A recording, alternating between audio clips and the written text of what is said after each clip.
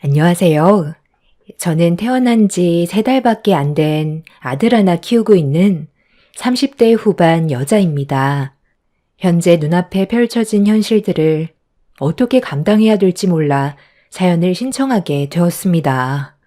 남편이 세상을 떠난 지 벌써 3개월이 지났지만 아직까지도 제 곁을 떠났다는 게 믿어지지가 않아 정신과 치료까지 받고 있는 상태입니다.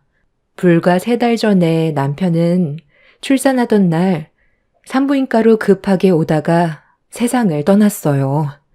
아이가 세상 밖으로 나오고 있는데 남편의 사고 소식을 들었을 때 너무 큰 충격을 받아 정신을 잃게 된 이후 눈을 떴을 때 아이는 이미 수술로 출산이 된 상태였어요. 온몸에 힘이 없는 상태에서 흐느끼는 소리에 고개를 돌려보니 제 옆에서 시모가 눈물을 흘리고 있었습니다. 그리고 저와 눈이 마주친 시모는 불쌍해서 어떡하냐고 오열을 하셨고 도저히 믿을 수 없는 사실에 저 또한 눈물이 멈추지 않았어요. 출산으로 인해 온몸이 말을 듣지 않아 남편한테 가지도 못한 채 누워만 있는 제가 너무 싫었어요. 아침에 저를 병원에 데려다 주고 출근할 때 금방 용무만 끝내고 오겠다던 남편은 2번 다시 오지 못할 곳으로 떠났고 더 이상 제 곁에 있어주지 않았습니다. 시모는 남편의 장례를 치러야 해서 가봐야 할 것 같다며 대신 형님이 와줄 거라고 자리에서 일어나 장례식장으로 가셨어요. 그렇게 1시간이 지나고 형님이 문을 열고 들어왔어요. 에휴, 참, 세상 살다 보니 별일 다 있지? 하필 동서 출산날 서방님이 교통사고로 떠나게 될지 누가 알았겠어. 지금 장례식장은 완전 초토화가 됐어. 동서도 지금 심정 말이 아니겠지만 현실을 받아들여야지 어쩌겠어. 어차피 누구나 결국 세상을 떠나게 되잖아. 일단 동서 몸부터 챙겨야지. 그래야 장례식장에 갈 거 아니야. 지금 상태론 걷기도 힘들지? 아마 내 생각엔 장례식장에 가는 건 무리이지 싶은데 출산 직후 어떻게 몸을 움직여? 에휴, 서방님은 세상 떠나기 전까지도 심보가 고약하더니만 결국 벌을 받은 거지. 나는 서방님이 갈 때 돼서 갔다고 생각해. 동서랑 이제 막 태어난 아이가 안타깝긴 하지만 누굴 탓하겠어? 동서가 서방님을 선택했잖아. 지금 눈앞에 놓인 현실에 좌절하는 것보단 앞으로 어떻게 살아가야 할지부터 걱정하는 게 좋겠어. 아마 동서는 한동안 우리 집에서 생활하게 될 거야. 지금 살고 있는 집이 어머님 명의로 되어 있었잖아? 그 집 정리하실 것 같아. 아무래도 서방님이 살던 곳이니까 보는 것만으로도 괴롭겠지. 다른 집 구할 때까지 있는 거니까 그렇게 오래 걸리지는 않을 거야. 어차피 나도 요즘 사업이 한가해서 한동안 집에 있을 거거든. 내가 그래도 아이들을 키우는 동안 노하우도 많이 생겼으니 옆에서 많이 도와줄 테니까 부담 갖지 말고 들어와. 살면 어떻게든 다 사라져. 지금이야 힘들지. 시간이 다 해결해 준다니까. 형님은 저를 진심으로 걱정해 주는 거예요? 아니면 지금 이 상황을 즐기고 있는 거예요? 제가 봤을 때 형님은 그이가 세상 떠난 걸 아주 통쾌해하고 있는 것 같은데요. 이 상황에 제 앞에서 핸드폰으로 영화 틀어놓고 분식 가지고 와서 먹고 있는 형님의 행동이 저에게 전혀 위로가 되지 않아요. 그만 나가주시겠어요? 어머, 동서. 아니, 무슨 말을 그렇게 섭섭하게 해? 사람이 세상을 떠났는데 기분 좋은 사람이 어디 있어? 당연히 가슴이 아프지만 나도 좀 살아야 할 거 아니야. 동서가 여기 있어서 상황이 어떻게 돌아가고 있는지 모르는 것 같은데 내가 장례식장 알아보고 뒤처리까지 다 끝낸 다음 와서 아직 한 끼도 못 먹었어. 심적으로 많이 힘든 거 잠깐이나마 풀어보려고 영화 한 편 보면서 분식 먹는 건데 이게 싫다고 한다면 나야말로 섭섭하지. 서방님 장례식장 준비해준 게 나라니까. 형님은 되려 저에게 서운하다면서 기분 나쁘다는 표정으로 노려보고 있었어요. 저를 위로해주는 말을 하기보다 되려 상처되는 말만 했으면서 제가 잘못을 했다는 것 마냥 화를 내더니 자리에서 먹던 음식들을 정리하고 빠르게 일어나 밖으로 나가 버렸습니다. 출산 직후라 몸도 움직일 수 없는 상황인 거 뻔히 알면서 제 속을 긁어놓는 형님의 생각 없는 행동들이 너무 화가 났어요. 출산할 때 아이가 워낙 우량아로 태어나 아랫부분을 많이 째는 바람에 걷는 것조차 힘든 현재의 상황을 어떻게 헤쳐나가야 할지 몰라 답답하기만 했었습니다. 결국 그날 저는 형님이 나간 뒤로 저 혼자 산후조리실에 있었고 다음날 아침에 아주버님이 휠체어를 가지고 들어왔어요. 남편 얼굴 봐야 하지 않겠냐며 저를 부축해 주었고 그렇게 도움을 받아 장례식장에 갈 수 있었습니다. 장례식장에 도착을 하니 시부모님은 눈물을 흘리고 계셨고 눈앞에 보이는 남편의 영정사진을 보는 순간 저 또한 엄청난 충격으로 다가와 참을 수 없는 눈물에 오열을 했어요. 제가 남편과 결혼을 했을 때 상상했던 그림과는 전혀 다른 전개로 흘러가 마음이 무너져 내렸어요. 그래도 아주버님의 도움을 받아 남편의 장례식에 참석할 수 있다는 것만도 다행이라고 생각했었습니다. 저는 휠체어에 오래 앉아 있을 수가 없다 보니 시모의 도움을 받아 휴게실에 들어가 잠깐 누워 있었지만 산후조리실에 아이를 두고 왔었기 때문에 오래 있을 수가 없었어요. 그래서 또다시 산후조리실로 돌아가야 해서 천천히 몸을 일으켰어요. 좀 더 누워있지. 왜 벌써 가려고? 나도 힘들지만 너도 지금 눈앞에 펼쳐진 현실이 믿어지지가 않겠지. 산후조리실에 있는 아이도 신경이 쓰일 텐데 우리 아들 장례도 치러야 하니 머릿속이 얼마나 복잡하겠어. 지금의 몸으로 여기까지 온 것만도 엄청 대단한 거야. 여기는 우리가 알아서 할 테니까 너는 아이랑 너만 신경 써라. 되돌릴 수 없는 현실을 받아들이면서 살아야지 어쩌겠니. 정신적 충격이 상당하겠지만 그래도 우리가 가족이니까 딴 생각하지 말고 내 옆에 붙어 있거라. 지금 살고 있는 집은 우리 집과 너무 멀고 혼자 지내는 거 외로우니까 정리하기로 했거든. 큰며느리한테 대충 들었지? 내 생각엔 우리 집에서 같이 지내게 하고 싶지만 그건 네가 불편해할 수도 있으니까 최대한 가까운 곳에 집을 알아보기로 했다.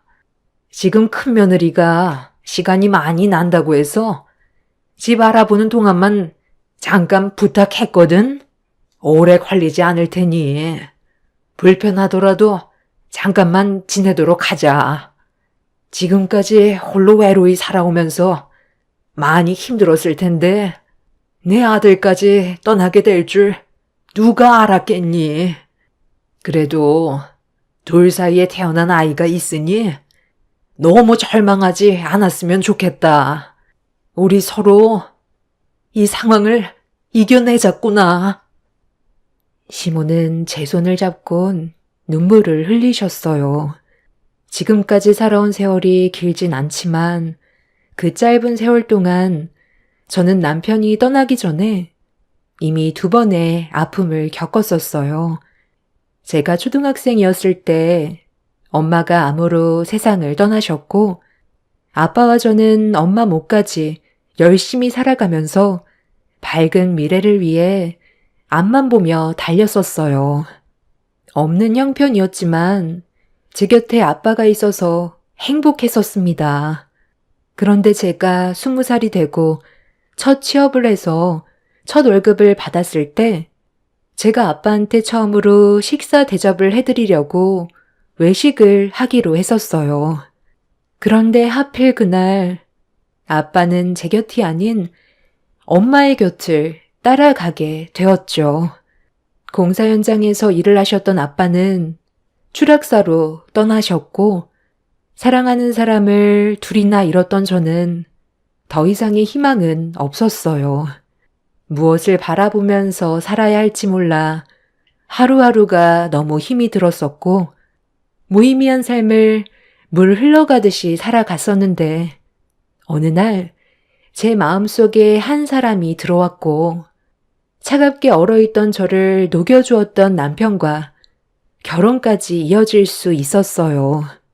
과거의 아픔들을 전부 잊어버릴 수 있을 만큼 남편은 저에게 정말 많은 것들을 주었었는데 제 인생에서 사랑하는 사람을 셋이나 떠나보내게 되니 정신이 온전하지 못한 건 당연했었습니다. 그래도 정말 절망 속에 제가 버틸 수 있었던 건 남편과 저와의 사이에서 태어난 아이가 옆에 있었기 때문에 살아갈 수 있었습니다. 시몬은 저에게 장례식장에 더는 오지 않아도 된다며 출산 직후의 몸이라 더 큰 문제라도 생길까봐 걱정을 하셨지만 남편의 장례를 끝까지 함께하고 싶었어요. 그래서 아주버님의 도움을 받아 산후조리실을 왔다 갔다 하면서 자리를 지켰고 그렇게 남편의 장례를 힘겹게 끝낼 수 있었지만 계속해서 움직여서 그런지 상처 부분의 회복 속도가 더뎌서 일주일 정도 산후조리실을 더 이용했어요. 혼자서 어느 정도 움직일 수 있는 상태가 되었을 때 시모의 말대로 형님 댁에 잠깐 머물면서 도움을 받게 되었고 형님은 산후조리실에 있었던 일들 때문에 그런지 차가운 분위기를 조성했지만 그래도 저와 아이를 위해 많은 것들을 도와줬어요. 같이 생활하는 게 좀 불편해도 며칠만 참아라. 우리 집 근처로 집을 구하긴 했는데 리모델링을 좀 하고 이삿짐이 들어와야 할 것 같아 손을 좀 보고 있거든. 그리 오래 걸리지는 않을 것 같으니 큰며느리니가 작은 애 좀 잘 챙겨주면 좋겠다. 서로 어려울 때 도와야 가족 아니겠니? 그래서 제가 지금 이렇게 희생하고 있잖아요. 요즘 들어 밤낮 가리지 않고 울어대서 얼마나 힘든데요. 가족이니까 버티고 있는 거지 남이었으면 당장 때려치웠어요. 저도 애 둘을 봤지만 이렇게까지 울지는 않았었거든요.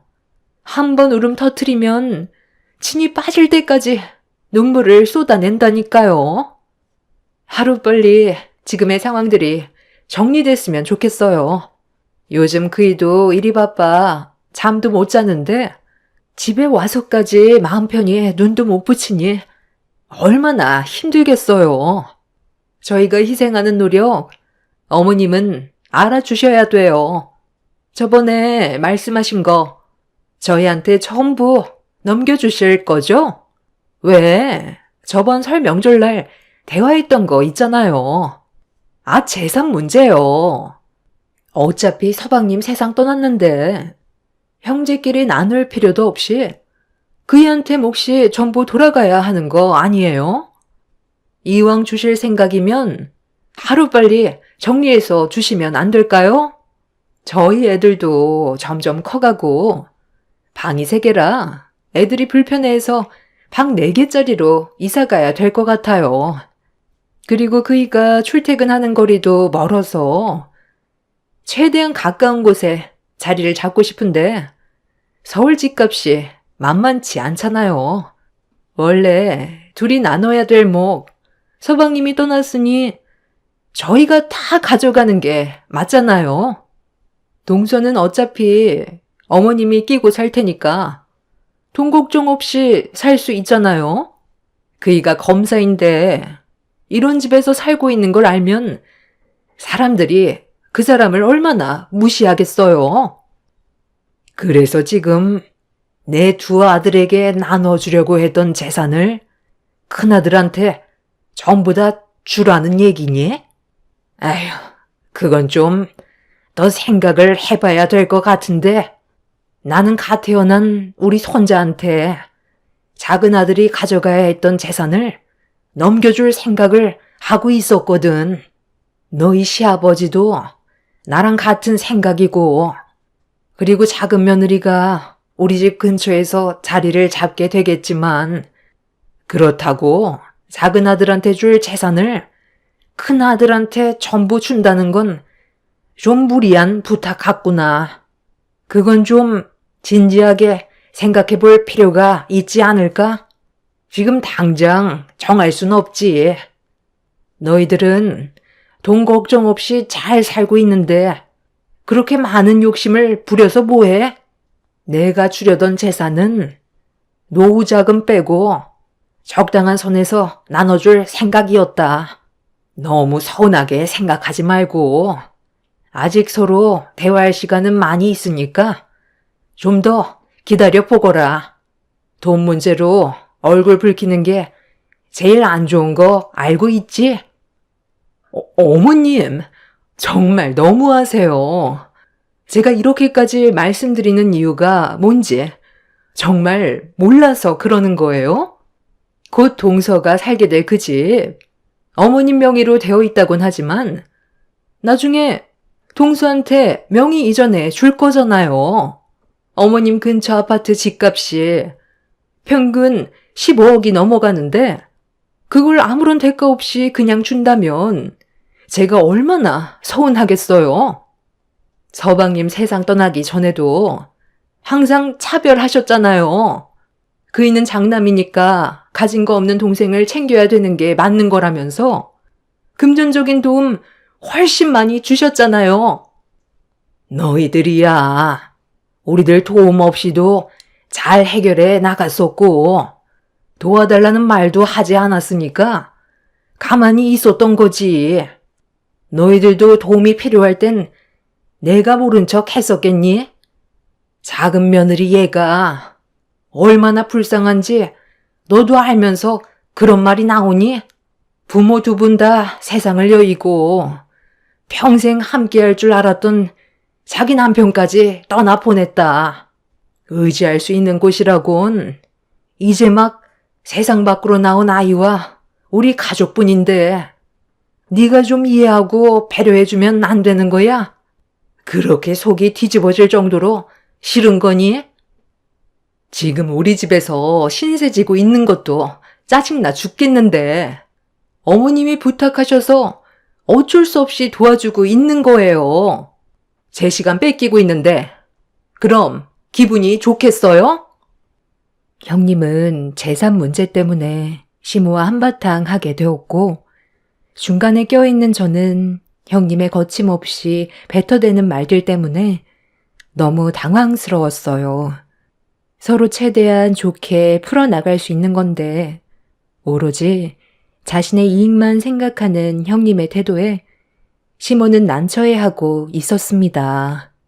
저도 형님 집에 얹혀 있으면서 그냥 놀고 먹는 것도 아니고 눈치가 보여 식모살이 하듯 제가 할 수 있는 것들을 최대한 도와드리고 있었는데 좋은 말 한마디 듣지 못해 서운하긴 했었지만 제가 신세를 지고 있는 입장이라서 아무 말도 하지 않았어요. 형님은 오로지 시모가 주겠다던 재산을 혼자 전부 차지하려고 저를 도와주는 척 했던 거지. 실질적인 도움을 크게 주지는 않았습니다. 한마디로 보여주기식이었지만 그래도 형님 집에 있으면서 안정적으로 아이를 키울 수 있다는 거에 참고 있었는데 시모와 안 좋은 말들이 오고 간 이후 집으로 돌아가시게 되자 형님과 제가 단둘이 남게 됐을 때 갑자기 무서운 눈빛으로 저를 노려보더니 잠깐 앉아보라면서 거침없이 막말을 퍼부었어요. 동서도 어머님이랑 같은 생각이야? 내가 지금 잘못한 것 같냐고. 따지고 들면 내 말이 맞는 거잖아. 어차피 서방님 세상 떠났는데 그 재산 당연히 우리 그이가 전부 가져가는 게 맞는 거잖아. 저기 지금 누워있는 저 아이가 몇 살인데 벌써부터 돈이 필요해. 차라리 그 돈 저 아이가 성인이 될 때까지 돌리면 더 큰 돈을 만질 수가 있다고. 옆에서 동서가 내 편에 서서 한마디라도 거들었다면 이렇게까지 심각한 분위기가 만들어지지는 않았겠지. 동서도 돈 얘기가 나오니까 욕심이 났었나 봐. 입 한번 뻥끗하지 않고 어머님한테 나랑 돈 얘기하는 거 가만히 듣고만 있었잖아. 동서는 어머님 옆에 거머리처럼 찰싹 달라붙어서 절대 떨어지지 않겠지. 물주가 앞에 있는데 동서가 두 발로 나가겠어? 타이밍도 참 웃기지. 애만 없었어도 바로 내쳐졌을 텐데 하필 또 이렇게 맞아떨어지게 될지 누가 알았겠어. 세상은 요지경이라더니. 동서도 보면 인생살이가 참 질긴 것 같다. 나는 딸만 둘인데 동서는 아들 손자 낳았으니 얼마나 좋으시겠어? 그러니 어머님이 15억이 넘는 아파트에 들어갈 살 수 있게 리모델링까지 싹 해서 몸만 들어갈 수 있게 만들어 주잖아. 이래서 사람은 타이밍이 중요하다는 거야. 나중에 그 집 동서 명의가 될 텐데 어머님이 나눠주는 재산까지 가져가면 우리보다 훨씬 더 많이 돈을 가져가게 될 수도 있는 거잖아. 내가 그 꼴을 어떻게 봐? 속이 뒤집어져서 혈압 올라 쓰러질걸? 그러니까 동서는 내가 하는 말 잘 들어. 어머님 재산 관심 없으니까 우리 그이한테 전부 넘겨도 된다고 그래. 그리고 그 집에서만 살 수 있게 해달라면 되는 거잖아. 이 한마디 하는 게 어려운 건 아니지? 동서가 둘째로 들어왔으면 당연히 가져가는 것도 적어야 되는 거라고. 서방님도 떠난 마당에 시부모님 재산 노리는 건 확실히 잘못된 거지. 내 말 틀렸다고 생각하지 않지? 동서는 지금 서방님이 곁에 없으니 빈 껍데기나 다름없는데 손자 아들 하나 낳아줘서 겨우 붙어 있을 수 있다는 거 잊지 말고 기억해야 할 거야. 무슨 말인지 이해했지? 동서의 위치를 알고 행동하라는 거야. 형님이 이런 식으로 말하지 않아도 저도 어느 정도 인지는 하고 있었지만 그렇다고 그이가 세상 떠난 지 얼마 되지도 않았는데 기분 좋게 들어오신 어머님한테 재산 얘기를 꼭 꺼냈어야 했어요? 형님 때문에 집안 분위기가 안 좋아지고 있다는 거 몰라요? 저도 이 집에 붙어 있는 거 눈치 보여서 얼마나 힘든데요. 그래도 며칠만 신세 지는 거니 최대한 참고 있는 거라고요. 그리고 형님이 지금까지 했던 말들 전부 어머님이랑 저한테 상처되는 말들이에요. 제발 말 좀 가려서 하세요. 입 밖으로 내뱉기 전에 생각부터 하라는 거예요. 어머님이 집으로 돌아가시면서 얼마나 마음이 안 좋겠어요. 돈이 인생의 전부는 아니라고요. 동서가 어머님이 떠주는 밥만 먹다 보니까 아주 배가 터질 정도로 불렀지? 돈이 인생의 전부가 아니라고? 밥숟갈 뜨기 힘들 정도로 상황을 힘들게 만들어 줄까? 과연 그때도 동서가 지금처럼 말을 할 수 있을 것 같아? 가진 것도 없는 집안, 능력도 없었으면서 서방님 하나 잘 만나서 인생 꽃길 걷게 된 주제에 어디서 혼자 고귀한 척 입을 털고 있어? 내가 이런 말까진 안 하려 했는데 동서 자체가 문제인 거 몰라? 동서가 태어나면서부터 집안에 불행이 찾아왔고 두 부모가 세상을 떠나게 된 거야. 부정하려 해도 인정할 수밖에 없는 게 왜인 줄 알아? 동서 옆에 있던 서방님도 세상을 떠났으니까. 그 다음은 또 누가 될까? 저기 세상 모르고 자고 있는 저 아이가 다음 타자가 될까? 아니면 동서를 딸처럼 아껴주는 어머님이 다음 타자로 세상을 떠날까? 정말 궁금하지 않아? 동서 자체가 불행을 끌고 다니는 사람이라는 거 나는 알겠는데 본인은 지금까지 인지를 못하고 있었나 봐. 아휴, 앞으로 조심해야 되겠다. 내가 될 수도 있는 거잖아. 형님은 저에게 온갖 상처되는 막말을 거침없이 꺼내 놓았어요. 너무 큰 충격을 받아서 정신을 차리기 힘들 정도였고 결국 제 두 눈에선 눈물이 흘러내렸어요. 인생을 살면서 사랑하는 사람이 3명이나 제 곁을 떠난 것도 마음이 아픈데 형님의 저를 노려보면서 뱉었던 독설은 제 마음을 후벼파 놓았습니다. 더는 형님 댁에서 도움받고 싶지 않아 방으로 들어간 뒤 시모에게 전화를 걸었어요. 다음날 시댁으로 가는 게 좋을 것 같다고 진지하게 말씀드렸죠. 시부모님은 사업을 하고 계시다 보니 집이 비어 있어서 도움을 주지 못할 것 같아 형님 집에 잠깐 있으라고 했던 거였는데 차라리 시댁에 있는 게 정신건강상 훨씬 좋을 것 같아 다음날 아침에 시댁으로 가기 위해 준비를 하기 시작했어요.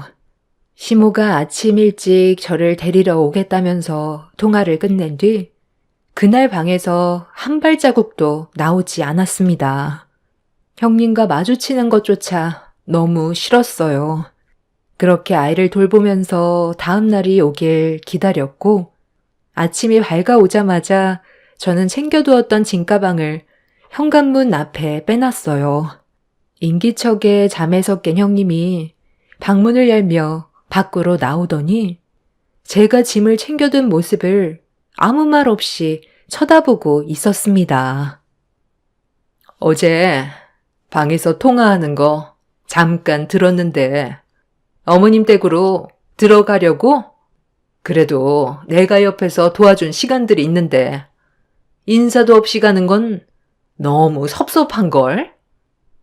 아침에 조용히 나가려고 했어요. 형님 자고 있을까봐 방해하고 싶지 않아서요. 그리고 어제 그런 일들이 있었는데 서로 웃으면서 대화하기에는 힘들잖아요. 그래, 나도 뭐 좋은 감정으로 동서와 얼굴 마주하는 건 힘들 것 같았어. 잘한 결정이야. 잠깐 기다려봐. 내가 혹시 모르니까 생활비라도 좀 줄게. 가만히 있어보자. 한 10만 원 정도면 되지? 시부모님 사업하시는데 시댁에서 혼자 지낼 거 아니야. 애가 아파서 병원이라도 가게 된다면 급하게 돈이 필요하잖아. 동서가 돈이 없는 건 아니겠지만 그냥 내가 주고 싶어서 그래. 그래도 가는 마당에 얼굴 붉혀야 되겠어? 아니, 그런데 내 기억으론 지갑에 딱 10만 5천 원이 있었는데 5천 원이 어디 갔지? 그이도 일 때문에 어제 안 들어왔는데 혹시 동서가 주방 테이블 위에 올려져 있던 내 지갑에 손댔어? 이제 막 태어난 저 아이가 내 지갑에 손댈 일은 없잖아.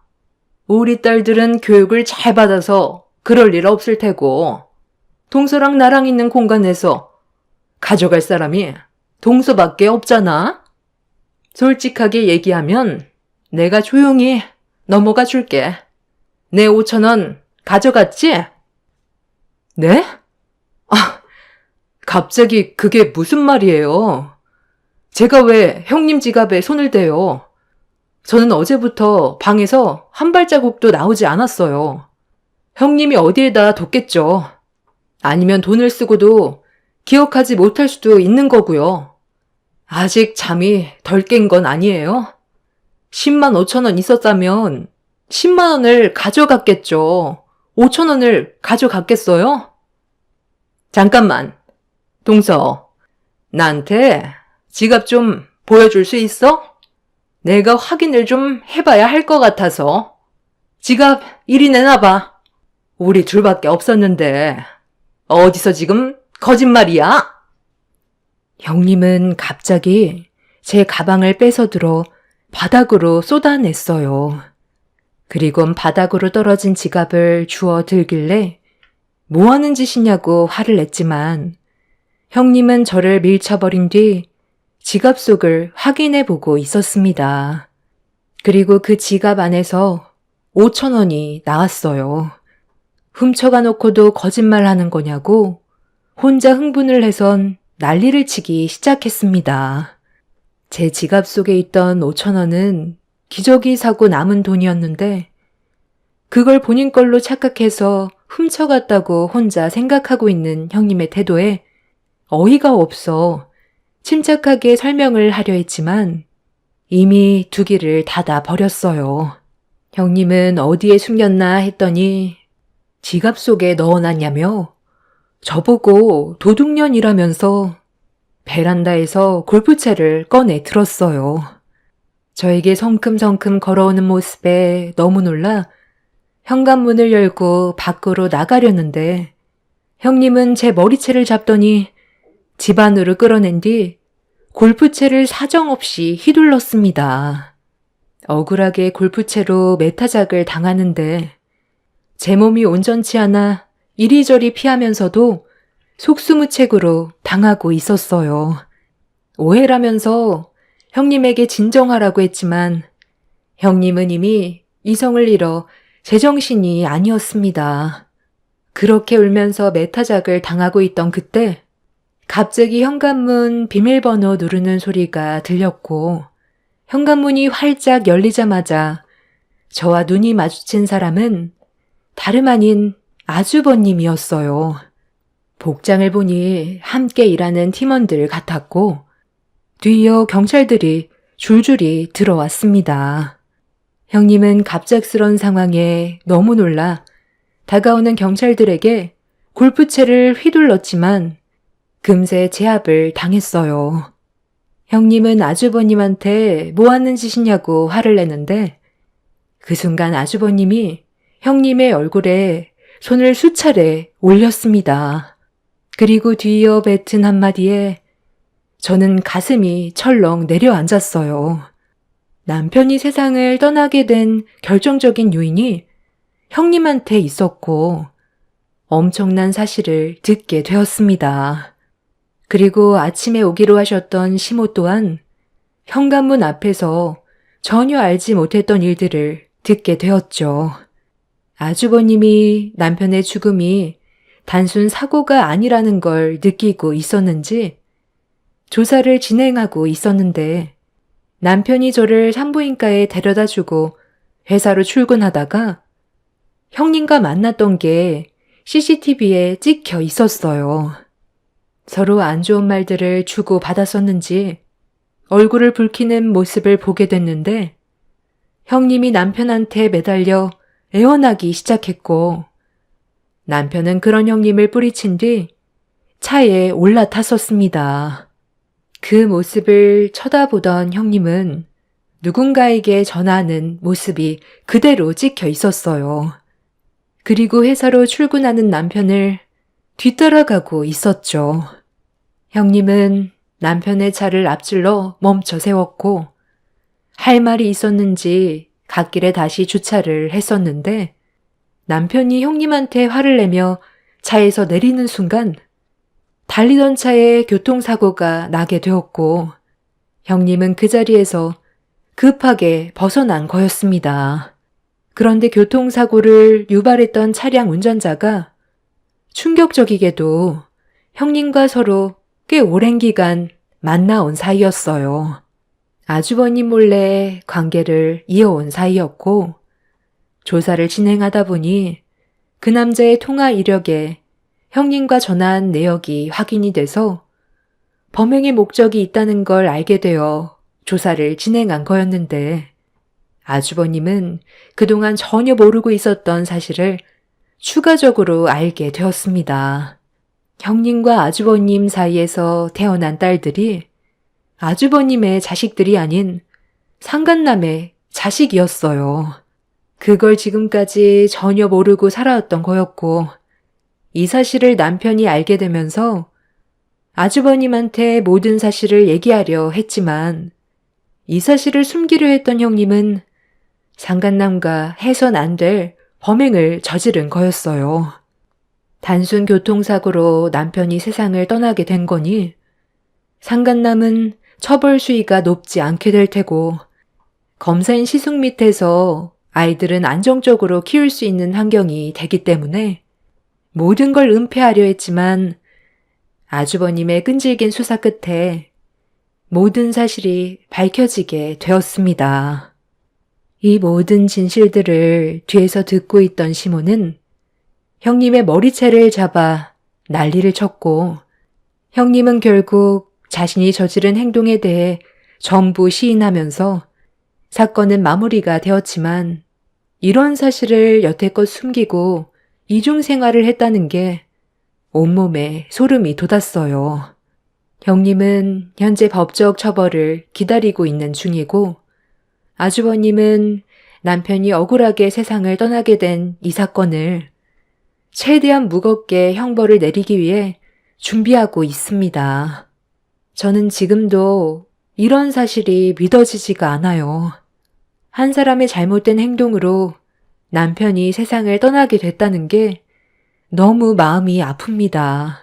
범행을 저지른 그 인간들이 두 번 다시 세상 밖으로 나오지 않았으면 좋겠어요. 아주버님은 너무 큰 충격 때문인지 형님의 딸들의 얼굴을 못 보고 있습니다.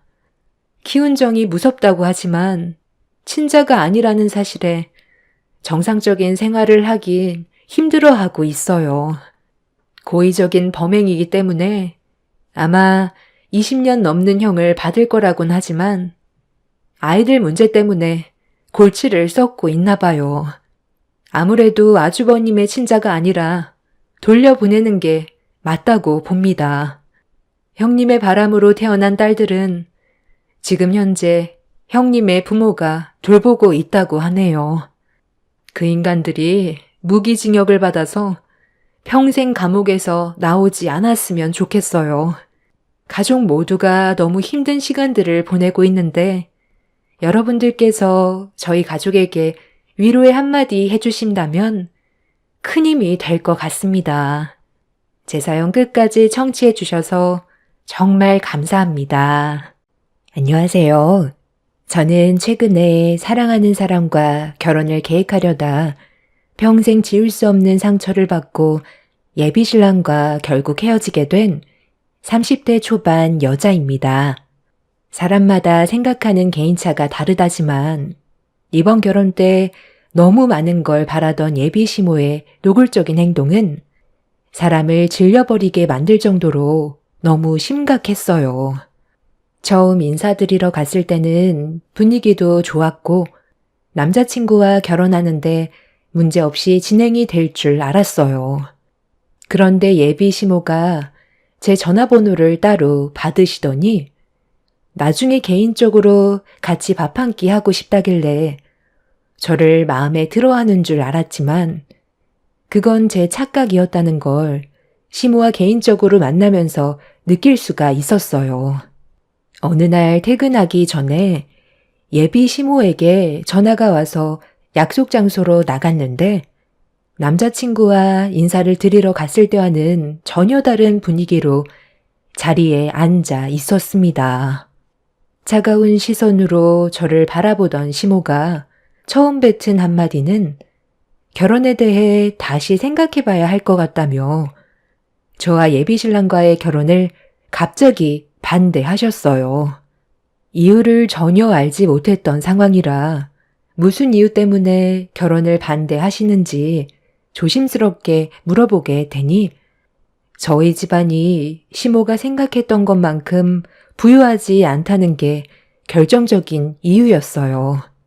저는 작은 카페 하나 운영하고 있지만 남자친구는 서울대를 나와 대기업에서 근무를 하고 있어서 그런지 예비 시모는 제 직업을 마음에 들어하지 않았습니다.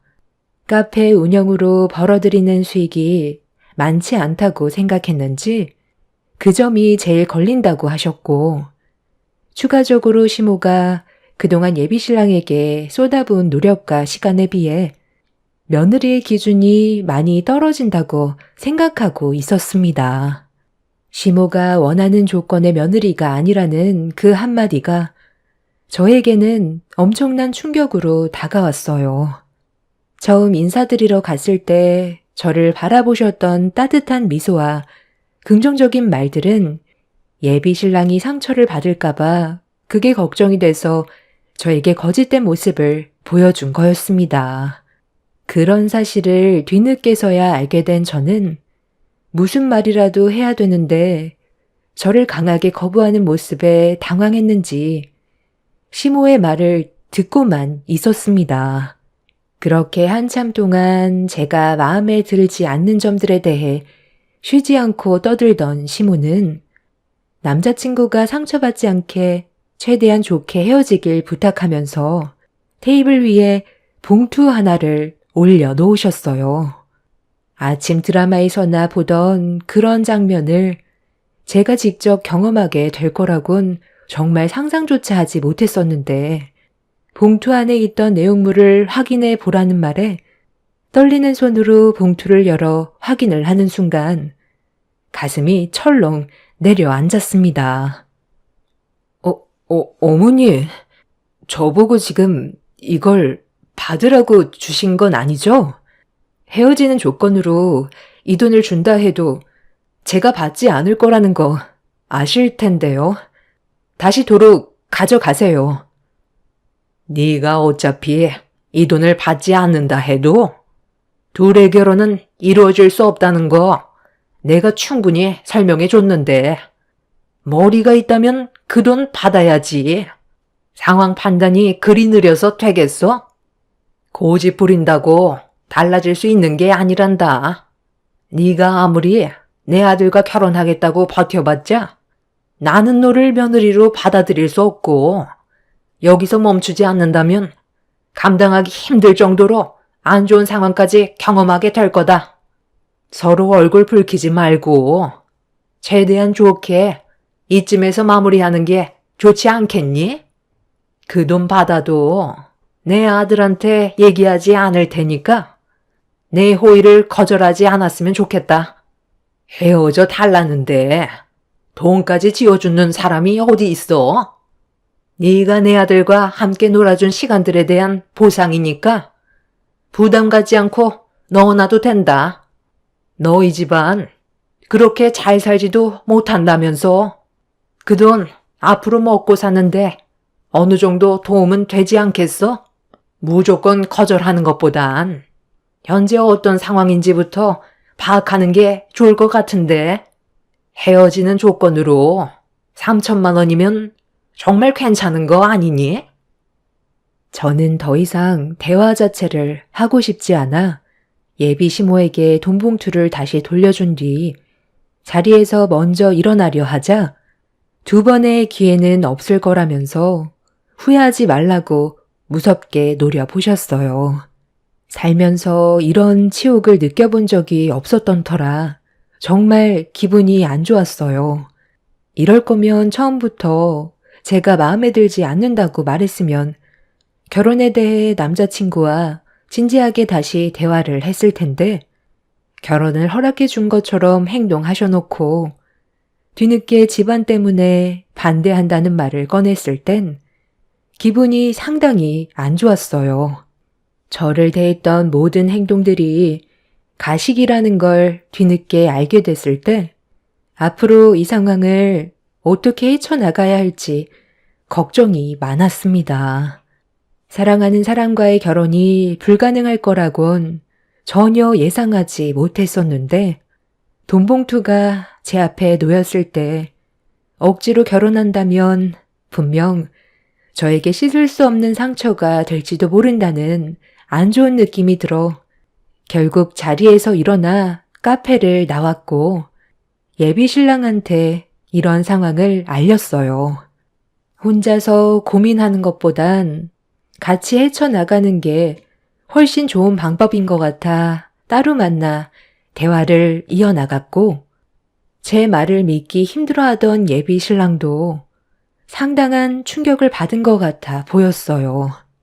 그리고 이 문제가 예비 신랑을 통해 시부의 귀에까지 들어가게 되면서 분위기는 점점 더 심각해지고 있었습니다. 시부는 저와 남자친구의 결혼을 허락하셨었고 예비 시모 또한 따로 만나기 전까진 결혼 허락에 긍정적인 의사표현을 했었기 때문에 하루아침에 바뀐 태도에 대해 납득할 만한 이유를 물어봤지만 예비 시모는 설명을 하기보단 제가 남자친구한테 단둘이 나눴던 대화와 돈봉투까지 나왔었다는 상황들에 대해 말했다는 걸 상당히 안 좋게 보고 있었어요. 저 또한 예비 시모의 행동을 이해할 수 없었기 때문에 납득하기 힘들어 알린 것뿐이지 다른 이유는 없었습니다. 남자친구와 결혼을 하지 못하고 헤어져야 될 충분한 사유가 아닌 것 같았거든요. 결국 저는 다시 예비 시댁으로 불렸고 모두가 한자리에 모여 심각하게 대화를 이어나갔지만 문제가 해결되기보단 서로의 감정만 격해지고 있었습니다. 내가 능력도 없는 저런 평범한 여자를 며느리로 들이려고 지금까지 내 아들에게 온갖 정성을 다 쏟았는지 알아? 안 된다고 했으면 여기서 끝내면 되는 거지.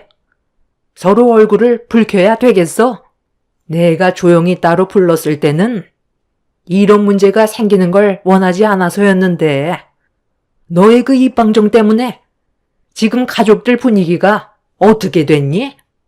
끝내 결혼을 한다 해도 나는 이미 너를 반대했었기 때문에 좋은 관계를 유지할 수가 없다. 각자 급이 있는 건데 오르지 못할 나무에 매달려서야 되겠어? 어머니, 저희 연애만 5년 했어요. 그만큼 진지한 만남을 이어나갔었고 결혼까지 생각했었어요. 분명 처음 인사드리러 왔을 땐 이 결혼 긍정적으로 생각하셨잖아요. 그건 내 아들이 상처받는 모습을 보고 싶지 않으니까 앞에선 그냥 좋게 넘어가려 했던 것뿐이지 이미 속으론 네가 마음에 들지 않아 심적으로 상당히 불편했었다. 그 시간이 나에게는 얼마나 곤욕스러웠는지 알아? 그래서 너를 따로 만나자고 했던 거고 최대한 좋게 해결 보려고 5년에 대한 보상금까지 챙겨줬으면 눈치껏 빠질 줄도 알아야지. 상황을 이렇게까지 안 좋게 만들어? 결혼만 한다고 해서 끝나는 문제가 아니라는 걸 얘기해줬으면 인정하고 다른 남자 만날 생각해야지. 네가 감히 우리 가족을 분열시키려 들어? 당신도 내가 충분히 설명했으면 알아들어야지. 왜 저의 편을 들고 있는 건데?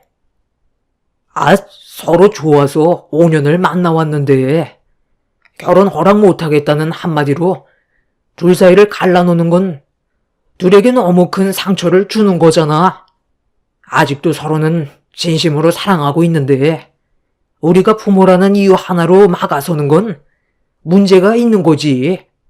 예비 며느리가 당신이 정한 기준에 미치지 못한다 해도 아들을 위해서 이 결혼 허락해 줄 수도 있는 거잖아. 당신이 아무리 반대를 해봤자 둘 사이를 갈라놓을 수 있을 것 같아? 오랜 시간 연애한 만큼 서로에 대한 확신이 있어서 신중하게 결정을 한 거지. 소꿉장난하고 있는 게 아니잖아. 당신 계속 부정적으로 말하면 나도 더 이상은 좋게 넘어가지 않을 거니 그런 줄 알아. 엄마가 그동안 저를 어떻게 키워주셨는지 잘 알고 있어요. 그래서 좋은 대학 나와 대기업에도 입사할 수 있게 됐잖아요. 전부 엄마 덕분이에요. 하지만 결혼 문제는 엄마가 원하는 대로 할 수는 없을 것 같아요. 지금까지 엄마 뜻대로 살아왔으니까 결혼은 제가 사랑하는 사람과 할 수 있게 해주세요. 능력 좋고 집안이 잘 산다 해도 제가 마음에 들지 않는다면 그 결혼 생활은 오래가지 않을 거고 결국 그 끝은 이혼에 대한 아픔뿐이겠죠. 엄마도 아빠를 사랑해서 결혼한 거지 아빠가 가진 뒷배경을 보고 만난 건 아니잖아요. 그때는 서로가 찢어지게 가난해서 입에 풀칠하는 것도 어려웠었다면서요. 그런데 지금은 아빠가 하는 사업이 성공적으로 운영이 되고 있어서 남부럽지 않은 삶을 살고 있잖아요. 그때랑 지금이랑 같냐고 하시겠지만 사랑을 선택한 건 다르지 않잖아요. 금전적으로 부족한 것도 아닌데 저희 결혼 허락해 주세요. 앞으로 저희가 잘 사는 모습 보여드릴게요. 아들이 힘들어하는 모습 보길 원하세요? 예비 시모의 굳어진 얼굴과 눈빛에선 저를 상당히 마음에 들어하지 않는다는 걸 느낄 수 있을 정도로 무섭게 노려보고 있었어요. 아무리 제가 마음에 들지 않는다 해도 아들이 원하는 사람과 결혼을 허락해 주는 게 당연한 거라고 생각했던 저와 다르게 예비 시모는 여러 가지로 많은 걱정을 하고 있었습니다. 서울대 대기업을 나온 남자친구가 손바닥만한 카페 하나 운영하고 있는 저와 결혼했을 때 주변에서 어떻게 바라볼지 걱정을 하고 있었고 결혼 이후 받게 될 용돈 또한 예비 시모가 생각해 두었던 기준에도 한참 미치지 못할 것 같아 그런 여러 가지 점들에 대해 저와의 결혼을 부정적으로 바라봤어요. 한참 동안 대화를 지속해도 해결 방법은 전혀 보이지 않았습니다. 그렇게 몇 시간 동안 나눈 대화가 계속해서 원점으로 돌아가게 되자 예비 시부가 단호하게 결정을 내리셨어요. 최대한 분위기 좋게 끝내려 했는데 당신이 하는 말들은 전부 다 부정적인 것밖에 없잖아. 그래도 좋은 점 하나쯤은 말해줄 줄 알았는데 당신한테 너무 실망했어. 내가 집안의 가장으로서 둘의 결혼 허락해 줄 테니까 당신은 더 이상 얘기하지 마. 둘이 사랑해서 같이 열심히 살아보겠다는데 당신이 문성이의 인생을 왜 마음대로 하려는 건데? 자식이라고 해서 모든 결정이 부모에게 권한이 있는 건 아니야. 이제 그만해. 이런 문제로 얼굴 붉혀봤자 좋아질 거 하나 없어. 아, 글쎄. 쟤는 내 며느리로 만족을 할 수 없는 기준이라고 몇 번을 얘기해. 당신이 문성이를 사랑하는 만큼 나 또한 내 아들이 앞으로 살아갈 인생이 더 행복했으면 좋겠다고. 그래서 이 결혼에 대해 반대를 하는 건데 그게 그렇게 잘못됐어? 내 눈에 흙이 들어와도 나는 끝까지 반대할 거니까 더는 얘기하지 마. 부모가 반대하면 그 결혼 안 하는 게 맞다곤 하지만 이건 엄마의 개인적인 감정이 들어간 문제라 저도 더 이상은 좋게 말씀드리기 어려울 것 같아요. 저희 둘의 결혼 엄마가 허락해주지 않는다 해도 진행할 거니 그런 줄 아세요? 이 사람이 문제가 있는 것도 아니고 충분히 사랑받을 자격이 있는 사람인데 엄마가 바라보는 그 시선이 저에게는 너무 큰 상처로 돌아오네요. 제 인생 남이 대신해서 살아주는 것도 아니고 엄마 혼자 반대한다고 이 결혼 안 할 수는 없을 것 같아요. 저희 먼저 일어날게요. 충분히 의사 전달했으니 엄마도 이제 그만하시고 좋게 받아주세요. 평생 얼굴 안 보고 살 자신 있어요? 제가 이렇게까지 하길 원해요. 그러니까 지금 네가 엄마한테 한 말은 쟤랑 결혼을 하기 위해서 엄마와의 연을 끊어내겠다는 거야? 엄마가 없는 결혼식을 진행하겠다는 거냐고. 그걸 원하지 않으시면 이제 그만 좀 하세요. 평생 얼굴 붉히면서 살 거예요? 이 사람이 앞으로 엄마한테 도움이 될 수도 있는 거잖아요. 사람 일 아무도 몰라요. 나중에 후회하는 일 생기고 나서야 땅을 쳐봤자 소용없다니까요. 극단적인 면만 보려 하지 마시고 다른 방향으로도 생각을 좀 해보세요. 엄마가 너한테 싫다고 얘기하는데도 절대 꺾지 않겠다는 거지? 그래, 어떤 마음인지 충분히 알았으니까 너희들이 하고 싶은 대로 한번 해봐라. 그 대신 기본적인 것들은 무조건 해야 될 거야. 결혼을 허락해줬으면 내가 생각하는 기준은 당연히 맞춰줘야 되는 건 맞는 거잖아. 내 아들과 앞으로 신혼집으로 들어가 살게 될 아파트 집값이 아마 9억 정도 될 거다. 그에 맞게 너도 얼마나 준비가 되어 있는지 보여줘야 할 거야. 보통은 상견례하고 결혼식 한두 달 전에 예단비를 받는 게 기본 절차이지만 지금 내 기분으로는 아직 상견례할 마음이 없으니 네가 얼마를 준비할 수 있는지부터 확인해보고 상견례를 하든 말든 기준을 정하도록 하마. 원하지도 않는 결혼 억지로 진행하는데 상견례부터 해서 예비 사돈끼리 얼굴 붉히는 걸 보고 싶진 않겠지?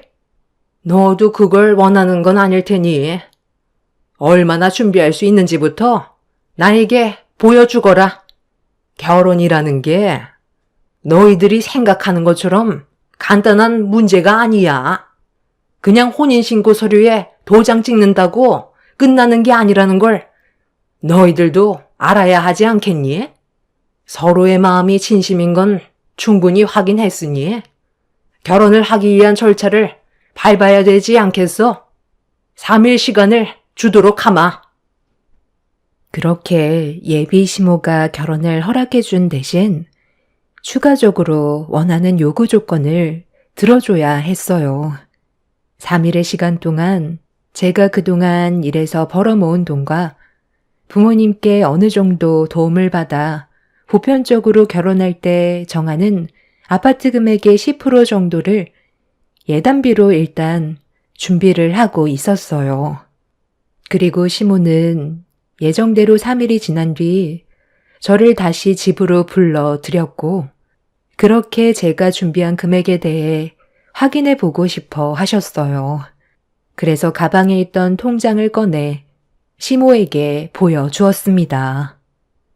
지금 이 통장에 있는 9천만 원이 예단비로 준비한 금액인 거야?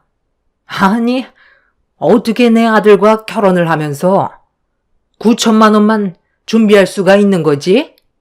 상식적으로 생각을 좀 해봐라.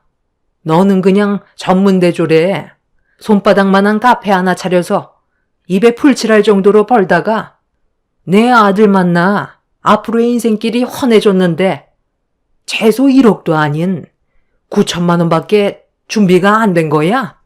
내가 너한테 3일의 시간을 준 이유가 뭐라고 생각하니? 그때까지 네가 마련할 수 있는 돈을 최대한 끌어모으라고 3일을 준 건데 내 말 뜻을 못 알아들은 건지 아니면 정말 9천만 원의 돈이 전부인 거야? 이 돈이 혼자 가지고 있는 재산은 아닌 것 같고, 분명 부모님 도움을 받았을 텐데, 고작 이 정도라니. 너희 집안 수준이 어느 정도인지 충분히 알 것 같다.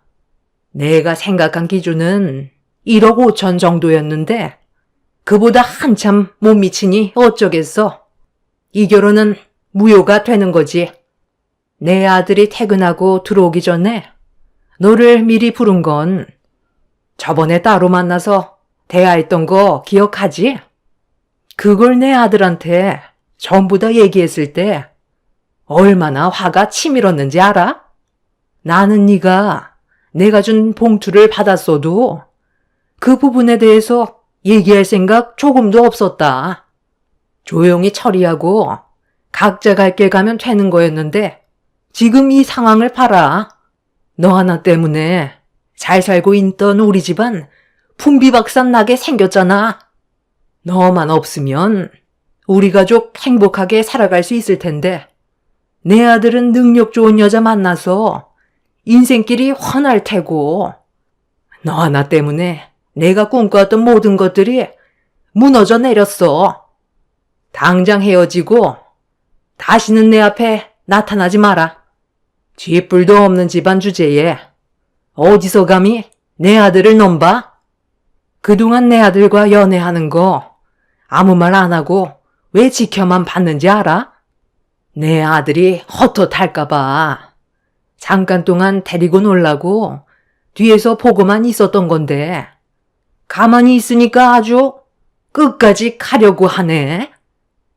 예비 시모는 테이블 위에 올려져 있던 통장을 주워들어 제 뺨을 올려치더니 보란듯이 통장을 마구 찢어버렸어요. 다시는 남자친구 앞에 나타나지 말라며 동네가 떠나갈 정도로 화를 냈습니다.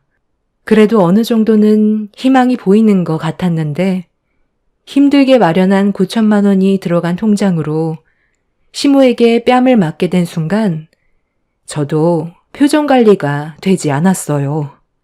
그래서 자리를 박차고 일어나 예비 시모 손에 들려있던 찢어진 통장을 뺏어버린 뒤 가방에 넣은 다음 원하는 대로 결혼은 하지 않을 거고 통장으로 제 뺨을 올려친 행동에 대해서는 법적으로 소송을 제기할 거라며 목이 터져라 소리쳤어요. 그리고 앞에 있던 주스를 예비 시모 얼굴에 냅다 뿌려버렸죠. 그렇게 뒤돌아 집 밖으로 나가려는 순간 예비 시부와 남자친구가 동시에 현관문을 열며 들어오고 있었는데 하필 그때 시모가 저를 향해 도자기를 던졌고 그걸 본 남자친구는 저를 보호하겠다고 막아서는 순간 머리를 강하게 부딪히면서 그 자리에서 쓰러져 정신을 잃어버렸습니다. 너무 놀라 비명을 질렀고 남자친구가 깨어나지 않길래 떨리는 손으로 119에 도움을 요청하고 있는데 바닥에 혈흔이 흘러내리고 있었습니다. 그걸 본 저는 남자친구가 다시는 깨어나지 못할까봐 너무 두려워 구조대원 분들에게 빨리 좀 와달라며 불안에 떨었습니다. 저와 전화 통화를 하던 구조대원분은 머리가 크게 다친 상황이면 건들지 않고 그대로 놔두는 게 2차 피해를 막을 수 있는 거니 상태만 확인하라고 침착하게 대응을 해줬어요. 깨어나지 못하는 남자친구를 지켜보고만 있는데 함께 들어온 예비 시부가 시모의 충격적인 행동에 화가 많이 나셨는지 시모의 뺨에 손을 올렸습니다. 지금 이게 뭐 하는 짓이야? 둘이서 무슨 말을 주고받았길래? 왜 예비 며느리를 향해 도자기를 던진 건데? 당신 때문에 문성이가 깨어나지 못하면 책임질 거야? 나도 모르게 갑자기 나온 행동이야. 피해를 줄 생각은 전혀 없었다고. 우리 아들 어떻게 된 건데? 영영 깨어나지 못하는 거야? 빨리 흔들어 깨워봐. 머리를 크게 다쳤는데 흔들다가 더 큰 문제가 생기면 어쩌려고 그래? 구조대원이 하는 말 못 들었어? 2차 피해가 생길 수 있으니까 가만히 있으라잖아. 이게 다 너 때문이야. 네가 내 아들과 결혼하겠다는 말만 안 했어도 이런 일은 없었다고. 당장 내 아들 살려내. 너도 똑같이 당해야 돼. 그거 당장 안 내려놔? 지금 얼마나 큰일이 벌어졌는지 알면서 아직도 정신 못 차린 거야? 우리는 오늘부로 더 이상 부부 사이가 아니니까 꼴 보기 싫으니까 너부터 당장 내 집에서 나가. 아니 내가 이 집에서 왜 나가? 정작 나가야 될 사람은 우리 집안을 이렇게까지 만든 제가 나가야지. 전염만 없었어도 우리 가정은 평화로웠다고. 끝까지 정신 못 차리지. 다시는 내 집 앞에 어신도 하지 마. 예비 며느리한테 문제가 있는 게 아니라 당신이 우리 집안을 말아먹고 있는 거라고. 당장 무릎 꿇고 손이 발이 되도록 빌지 못해? 사람이 나이를 먹을수록 곱게 늙어야지. 이게 도대체 무슨 추태야? 어찌된 게 당신은 되려 상황 파악하지 못하고 뭘 잘했다고 고개만 빳빳이 들고 있어. 자식까지 이 꼴로 만드니 속이 후련해. 경찰 조사 진행되면 당신이 한 행동에 대해 전부 빠짐없이 증언하고 법적 처벌을 똑똑히 받게 할 거야. 나는 절대로 못 넘어가. 예비 시부와 시모는 서로 얼굴을 붉히면서 몸싸움까지 벌이기 시작했어요. 그리고 그 사이 구조대가 와서 남자친구를 응급실로 데려갔고, 뒤에 온 경찰분들이 예비 시모가 한 행동에 대해 조사를 진행했습니다. 저는 좀 전에 있었던 일들에 대해 하나도 빠짐없이 상황 설명을 했고, 예비 시부가 뒤처리를 하겠다면서 저는 남자친구가 있는 응급실로 가보라며 저를 먼저 보냈습니다. 그렇게 남자친구가 입원한 병원을 찾아가 몸 상태에 대해 듣게 됐는데, 다행히도 가벼운 뇌진탕 증상만 있을 뿐 심각하게 다친 건 아니라서 하루 정도 입원해 안정을 취한 뒤 퇴원하면 될 거라는 말을 들을 수 있었습니다. 안도의 한숨을 내쉬며 깨어난 남자친구의 손을 잡고 한참 동안 오열을 했어요.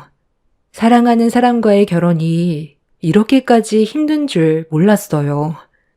둘만 좋으면 될 줄 알았는데 예비 시모가 제 앞길을 막게 될 거라곤 정말 상상조차 하지 못했었습니다. 남자친구는 예비 시모가 처벌받길 원하지 않고 있었어요. 제가 크게 다치지 않은 것만도 다행이라면서 여기에서 멈추길 바랐습니다. 저를 바라보는 남자친구의 눈빛에서 저에게 무슨 말을 하려는지 느낄 수 있었고, 서로가 더 큰 화를 입기 전에 정리하는 게 좋을 것 같아 저희 둘은 결국 헤어지게 되었습니다. 예비 시부와 시모는 그날 이후 서로가 받은 상처가 너무 커서 그런지 이혼을 결정하게 되었고, 예비 시모였던 그 여자는 제가 운영하는 카페에 들어와 통장으로 뺨을 내려친 부분에 대한 잘못된 행동을 인정한다면서 합의금을 던져줬어요. 제가 받은 상처에 대해 처음엔 소송을 진행하려 했었는데 남자친구가 너무 크게 다쳐서 망설이고 있었거든요. 남자친구에게 또 다른 상처가 될까봐 혼자 속으로 삭히고 있었는데 남자친구 어머니가 카페로 찾아와 합의금을 던져줬을 때 사람은 변하지 않는다는 걸 알 수 있었어요.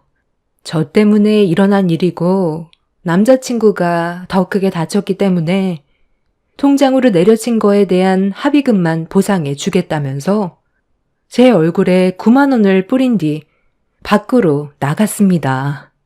예비 시부와 이혼을 하고 남자친구가 크게 다쳤는데도 끝까지 정신을 차리지 못한 그 인간을 더 이상 용서하고 싶지 않아 제가 받은 상처에 대해 법적 소송을 진행하려 했지만 저도 참을 만큼 참았던 터라 바닥에 떨어진 9만 원을 들어 밖으로 나간 그 사람에게 달려가 9만 원을 면상에 뿌려버렸어요. 저는 이미 남자친구의 어머니가 사람이 아니라고 판단했기 때문에 저도 똑같이 당한 만큼 갚아줬는데 그동안 참고 참았던 분노를 터뜨리게 되자 남자친구의 어머니는 제 돌발 행동에 많이 놀랐는지 급하게 법대로 하자고 더 큰 목소리를 내길래 인간 취급조차 아까운 그 사람에게 저 또한 법으로 대응하기 위해 현재 준비 중에 있습니다. 남자친구가 저를 보호해주지 않았다면 저에게 불행이 찾아올 수도 있을 만큼 충격적인 일들이었기 때문에 이 부분에 대해서 법적 소송을 진행하려고 변호사와 상담을 했는데 도자기 파편이 튀면서 제 얼굴에도 상처가 났기 때문에 충분히 무거운 형을 내릴 수 있다고 하더군요. 그리고 얼마 전에 남자친구의 아버지가 카페로 찾아오셨어요. 남자친구가 저와 헤어진 뒤 상당히 힘들어한다면서 조심스럽게 다시 시작하길 바라고 있었습니다. 하지만 선뜻 답을 해드리지 못했어요. 두 분이서 이혼은 했지만 또 다른 문제가 생길까봐 힘들 것 같다고 설명을 드렸습니다. 모두에게 축복받는 결혼이 아니라면 그만 접는 게 좋을 것 같다고 생각했어요. 그게 제가 선택한 길이고 나중에 더 좋은 인연이 찾아오는 날이 있겠죠. 정말 힘든 결정이었고 남자친구였던 그 사람도 더 좋은 여자 만나 행복하게 살았으면 좋겠습니다. 제 사연 들어주신 분들 감사합니다. 안녕하세요. 저는 40대 초반 여자입니다. 얼마 전에 병원을 다녀온 적이 있었어요. 그리고 건강검진 결과 충격적인 진단 결과를 듣게 되었습니다. 시한부라는 거 살면서 남의 일인 줄 알았는데 의사에게 처음 그 말을 듣게 되었을 때 몸에 와닿지가 않더라고요. 한 달이라는 시간이 주어졌다는 말을 그동안 열심히 살아오면서 쌓아왔던 인생을 한순간에 무너뜨리게 만들었습니다. 그리고 시한부 선고를 받았을 때 저에게 또 다른 엄청난 충격을 가져다 준 사건이 있었고 10년간 남편과 함께 해온 삶이 너무 후회스러웠어요. 엄청난 실망을 안겨준 하나의 행동은 모든 걸 바꿔 놓았습니다. 남편과 저는 고물상에서 일을 하고 있어요. 결혼을 하고 얼마 뒤 남편의 부탁으로 고물상 운영하는 걸 도와주게 되었죠. 사무직 일만 하던 제가 거친 일을 하려다 보니 자주 다치게 되었고 이런 모습이 보고 싶지 않았는지 병원에 다녀올 때면 항상 불만 섞인 표정으로 저를 바라보면서 일하는 날보다 병원에서 치료받는 시간이 더 많다고 상처되는 말을 자주 했었습니다. 남편이 부탁해서 어쩔 수 없이 고물상 일을 도와준 것 뿐이었는데 미안해하기는커녕 오히려 안 좋은 말만 듣게 되니 더는 하고 싶지 않더라고요. 그래서 원래 하던 일을 하는 게 좋겠다며 더는 고물상 일을 못할 것 같다고 설명하니 그제서야 저를 걱정하는 척 몇 마디 건네면서 한창 바쁜 시기에 일을 하지 않는 건 자기를 힘들게 하는 거라고 한가해지면 그때 다른 일을 알아봤으면 좋겠다고 부탁을 했어요. 마음 같아선 바로 때려치우고 싶었지만 저도 한동안 남편 옆에서 일 좀 했다고 대충 돌아가는 상황을 알고 있었기 때문에 일을 쉽게 그만두지도 못했었어요. 그래서 또다시 묵묵히 고물상 일을 하게 됐는데 그렇게 남편과 함께 일해온 시간이 어느덧 10년이나 흘러버렸었죠. 그런데 어느 날부터인가 몸이 좀 이상하더라고요. 고물상 일이 거의 대부분이 몸으로 하는 일이고 쉬지 않고 움직여야 해서 근력적으로는 큰 문제 없었고 체력도 나쁘지 않아서 쉽게 회복을 했었는데 꽤 오랜 기간 피로가 풀리지 않았었어요.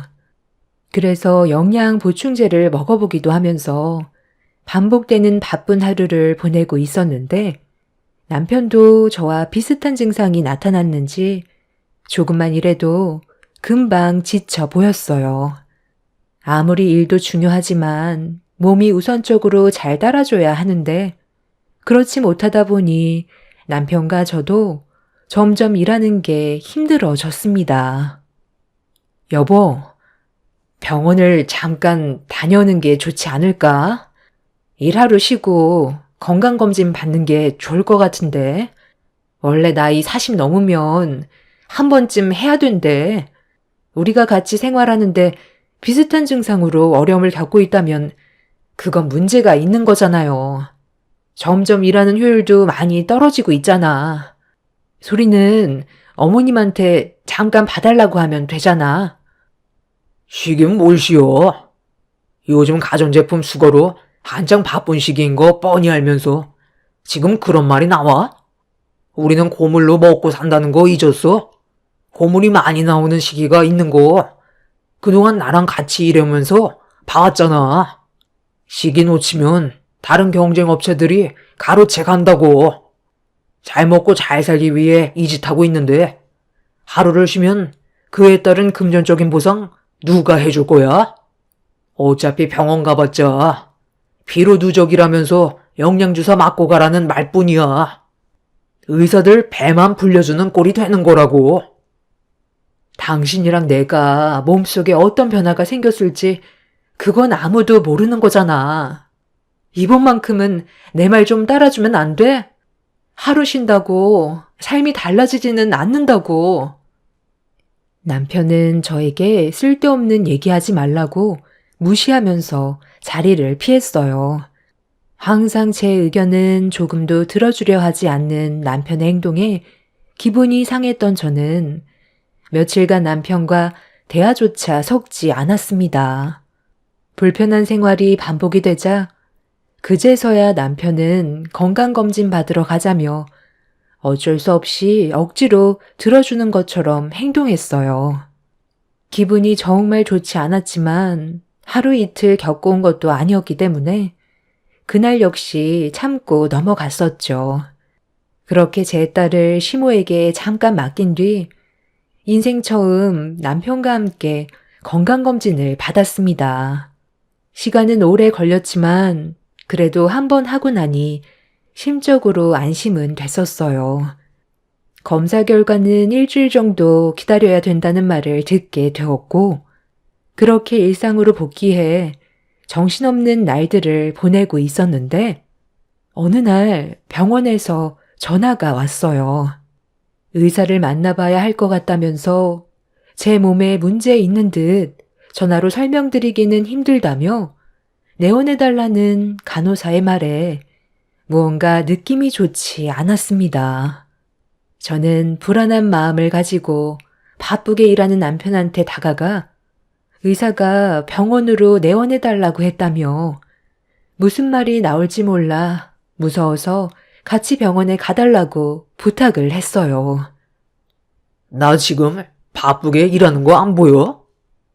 그냥 가지 마. 어차피 병원 상술이야. 별것도 아닌 거 가지고 겁줘서 뺏겨 먹으려는 속셈이라고. 우리들이야 아무것도 모르고 있으니까 하라는 대로 할 수밖에 없잖아. 가서 괜히 돈만 축내지 말고 저기 쌓아놓은 물건이나 가지고 와. 오늘 분리 안 해놓으면 내일 밤새워서 일해야 된다고. 그냥 나처럼 몸이 피로하거나 안 좋은 것 같으면 약국에서 진통제 하나 사서 먹으면 아무렇지도 않다니까. 빨리 서둘러. 저녁도 먹어야 할 거 아니야? 우리 이럴 시간 없다고. 병원은 무슨? 하여간 의사놈들 어떻게 해서든 서민들 돈 빨아먹을 생각만 한다니까. 계속 서 있을 거야? 당신은 내가 조금도 걱정이 안 되는 거야? 병원에서 돈 몇 푼 벌자고 일부러 전화를 했겠냐고. 내 몸에 문제가 생긴 게 확실하니까 오라고 하는 거잖아. 그럼 무슨 이유 때문인지 일단 말을 해줘야 할 거 아니야. 아무 말도 하지 않고 있다는 것 자체가 벌써 수상한데 뭘 믿고 가겠다는 거야? 이래서 내가 병원을 안 가려고 하는 거야. 자기들이 뭐 좀 되는 것 마냥 행동하는 거 정말 꼴보기 싫다고. 의사면 다냐? 바쁜 사람 오라가라 해도 되는 거냐고? 남편은 제 몸에 문제가 생겼다는데도 일이 더 우선이었어요. 저는 그런 남편의 모습에 너무 큰 실망을 하게 되었고, 들고 있던 고물을 바닥으로 던진 뒤 혼자 가겠다면서 사무실에 들어가 가방을 챙겨 밖으로 나갔어요. 10년 동안 상처받는 일도 많았지만 그래도 남편이라고 의지하면서 지냈었는데 일이 더 중요하다고 생각하는 남편의 행동에 결국 눈물이 터져 나와 버렸어요. 그렇게 건물 밖으로 뛰쳐나오자 그제서야 남편은 투덜거리며 저를 붙잡아 차에 태웠고 병원에 가는 동안 계속 궁시렁거리면서 겨우 병원에 도착을 했어요. 상담을 받기 위해 차례를 기다리는 동안 심적으로 점점 불안해지던 저는 숨이 가빠왔고 제발 큰일이 아니길 간절히 바라며 제 이름을 호명할 때까지 기다린 지 30분 정도가 지났을 때 제 차례가 오게 되었고 투덜거리는 남편과 함께 진료실로 들어갔습니다. 의사는 테이블에 올려져 있던 서류들을 정신없이 정리하면서 간호사가 건네준 파일을 받아 살펴본 뒤 심각한 얼굴로 저를 바라봤어요. 그리고 충격적인 한마디에 하늘이 무너져 내렸고 의사의 말을 의심할 수밖에 없었습니다. 당장 치료를 받지 않는다면 길어야 한 달이고 치료를 받는다 해도 버틸 수 있는 건 최대 3개월이라는 시한부 선고를 받게 되었던 거죠. 침묵의 암이라고 간세포 암이라는 질환을 앓고 있었는데 간 같은 경우 말기가 될 때까지 모르는 경우가 많아서 확인했을 땐 이미 늦은 경우가 많다고 그동안 몸에 이상한 점을 느낀 적이 없냐는 말을 했을 때 잠을 푹 자도 피로하거나 몸이 좀 안 좋았을 땐 남편이 건네준 진통제로 지내왔었다는 말을 했었습니다. 평소와 다른 몸 상태가 느껴졌을 때 바로 병원에 왔었다면 그래도 늦지 않았을 텐데 너무 오랜 시간 방치하고 그동안 진통제에 의지하다 보니 몸의 변화를 알아차리는 건 어려웠을 거라고 병원에서 치료를 받는 것보단 주변 정리를 권하고 있었습니다. 정밀 검사를 해봐야 알겠지만 몸 여기저기 전이가 됐을 가능성이 있어서 간 이식을 받는다 해도 생존할 수 있는 확신은 없는 상태였어요.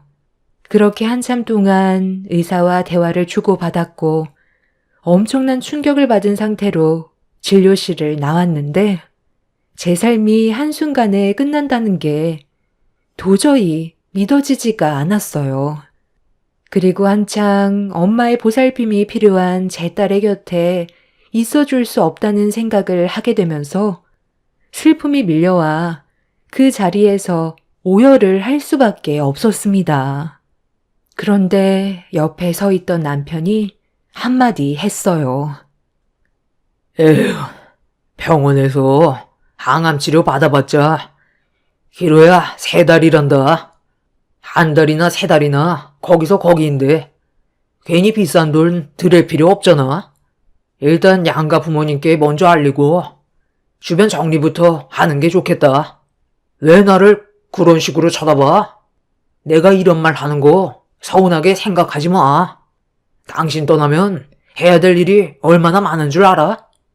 장례도 치러야 하고 일도 며칠 동안 쉬어야 돼서 금전적으로 손해가 막대하다고.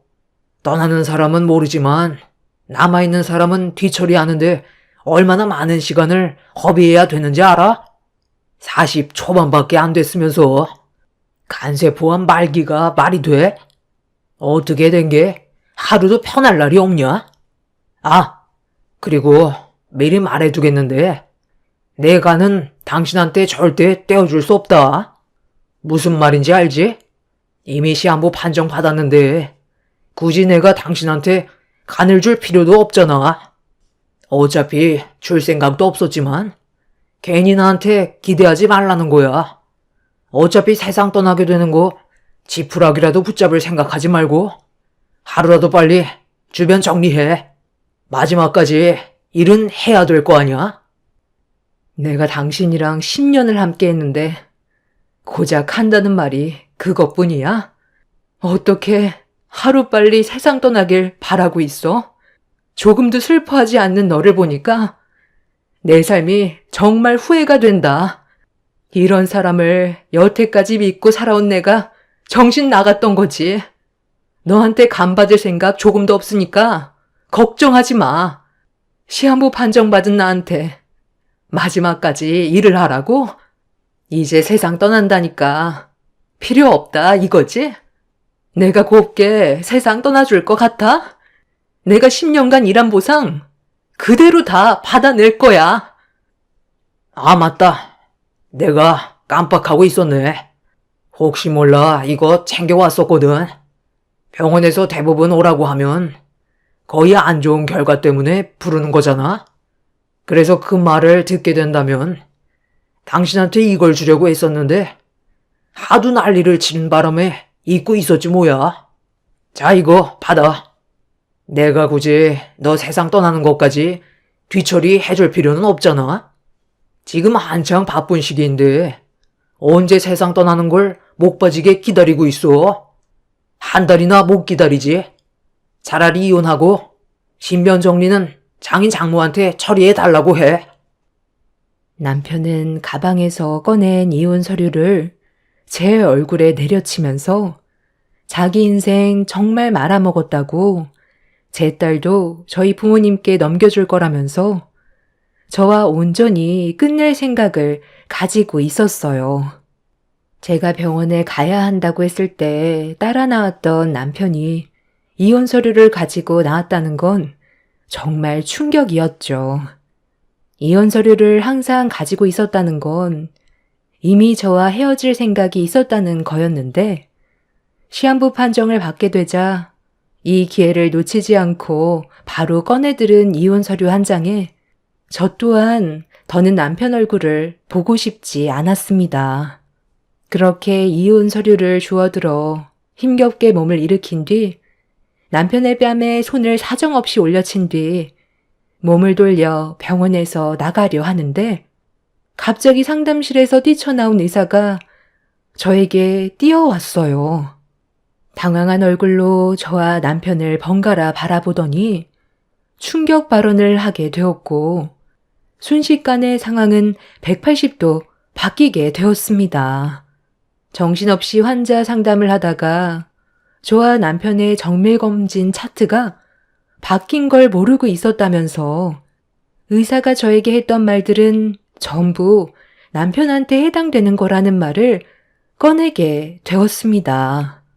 아주 잠깐 정적이 흐른 뒤 남편이 꺼낸 한마디는 자기를 놀리는 거냐고 건강에 전혀 문제가 없다면서 어이없다는 얼굴 표정으로 의사를 바라봤어요.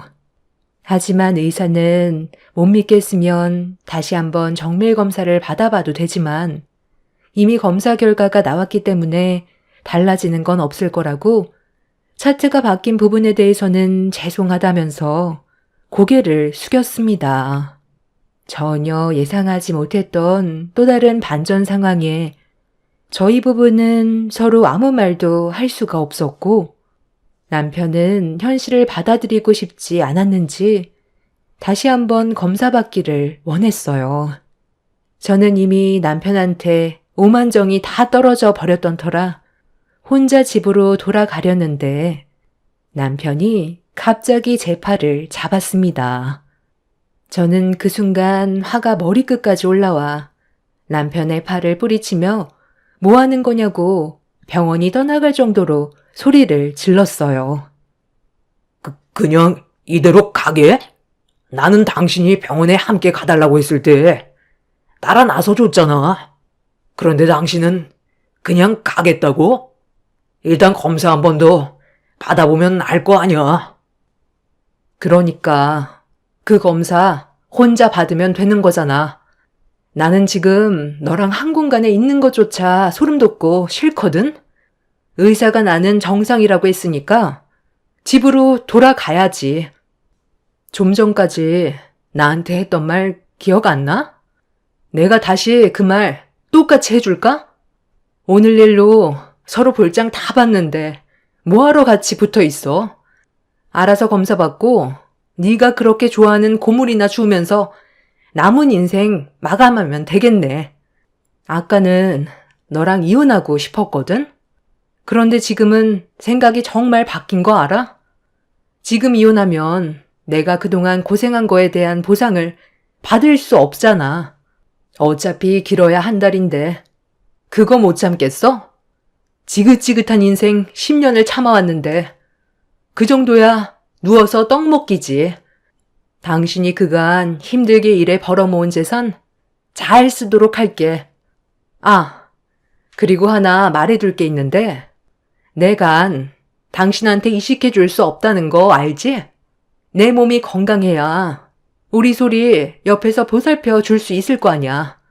어차피 너한테 이식을 해줘봤자 이미 몸 구석구석 암세포로 전이가 되어 있을 텐데 그런 쓸데없는 짓으로 생명 연장해봤자 꼴랑 3개월이면 그냥 깔끔하게 세상 떠나는 게 좋지 않겠어? 그런데 굳이 검사할 필요 있을까? 검사 결과가 달라지는 것도 아닐 텐데 그 시간도 너는 아깝게 생각하잖아. 그냥 가서 고물이나 더 주워서 세상 떠나기 전에 한 푼이라도 더 보태주는 게 좋을 것 같다. 너한테 내려진 벌 그냥 달게 받아. 남편은 그제서야 현실을 직시했는지 그 자리에 털썩 주저앉아 멍하니 바닥만 바라보고 있었어요. 남편은 어느 날부터인가 진통제를 입에 달고 살았었는데 그게 몸 안에 문제가 있었던 거였죠. 본인이 시한부라는 사실을 믿기 어려웠는지 정밀 검사를 다시 한번 진행했지만 그 결과는 변함이 없었고 남편이 앞으로 살 날이 얼마 남지 않았다는 걸 알게 되자 시부모님은 저희 집으로 급하게 달려왔어요. 충격을 받은 남편은 방에서 나오지 않고 있었습니다. 아니, 갑자기 이게 무슨 말이니? 우리 아들이 간세포 암이라니? 얼마 전까지만 해도 건강했었잖아. 한창 일이 바빠서 많이 피로해 보이긴 했지만 그게 일 때문이라고 생각했지 몸에 문제가 있을 거라곤 전혀 몰랐는데 정말 의사가 말한 대로 앞으로 남은 시간이 얼마 없다는 거 확실한 거야? 어떻게 하면 살 수 있다는데 지금 당장 항암 치료 받으면 되는 거잖아. 기적이 있을 수도 있는 건데 이렇게 포기하는 건 좋은 방법이 아닌 것 같다. 할 수 있는 방법은 다 동원해야지. 병원에서도 이미 주변 정리하라고 했어요. 항암 치료 받아봤자 길어야 3달이라고 했는데 그건 의미가 없는 일이잖아요. 본인도 그걸 원하지는 않는 것 같던데요. 그럼 간 이식을 해주면 되는 거잖아. 간세포 암이라며. 그럼 간만 떼어내면 되는 건데 시한부 판정 선고는 너무한 거 아니니? 이식 받을 수 있는지 물어는 봤어? 지금 시점에 간 이식을 해봤자 의미가 없대요. 간 이식을 해도 얼마 못 가 재발할 확률이 80%나 된다던데요.